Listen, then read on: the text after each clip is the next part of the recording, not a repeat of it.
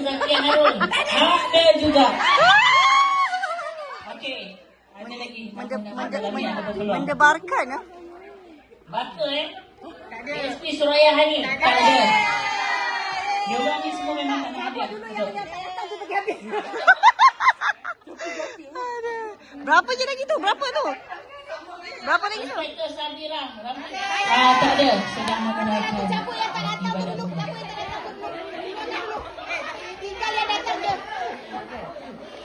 DSP Nur Azmah tukar. Tak ada. Baru nak cakap tadi wakil. Sarjan Rosmalini SPK.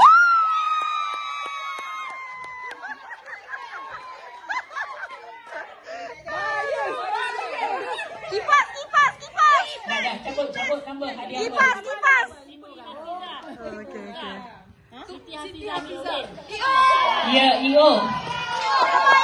Okey, kejap. Kita minta yang berbahagia Datin sampaikan hadiah tadi untuk Grand Press kan? Yang ketiga. Kata belum. Okey, nanti dulu. Kata belum. Tunggu. Nani dengan Farah lah Datin. Hakim, CPA. Inspektor Normala. Tak ada laju.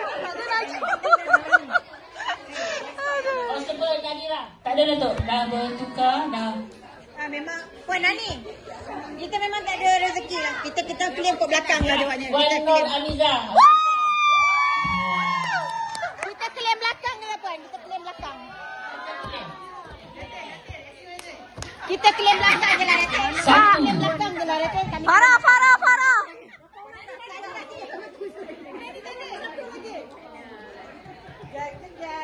Jeng.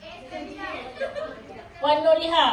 Tak ada. Tidak dapat campus pesawat Boeing A320. Last ke? Lagi satu ke? Farah, lagi berapa? Saya tahu lah. Cancel hadiah. Saya tahu lah. Farah. Tapi saya nak keluarkan tapi saya nak keluar. Jeng. Ha! Tak ada.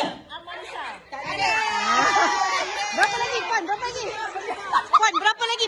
Satu. Alah, satu. Farah Nani.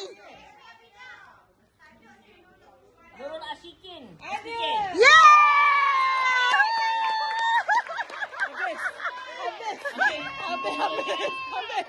Dah habis dah. Jadi kita minta yang berbahagia Datin untuk sampaikan hadiah kepada pemenang-pemenang